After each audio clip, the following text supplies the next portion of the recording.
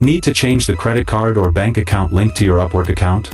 Keeping your payment method updated is crucial for paying for connects or membership. I'll show you where. Welcome back to Guide with Samuel. Your payment method is used for Upwork's fees, not for receiving your earnings. Go to Settings of Billing Methods. Here, you can see your current registered payment methods. To add a new one, click Add Payment Method and enter your new card or PayPal details. You can then set it as your primary method and remove any old cards.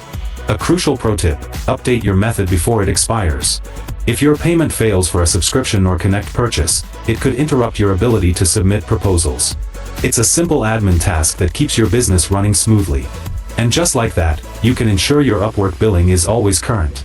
Updating your payment method prevents any unwanted service interruptions.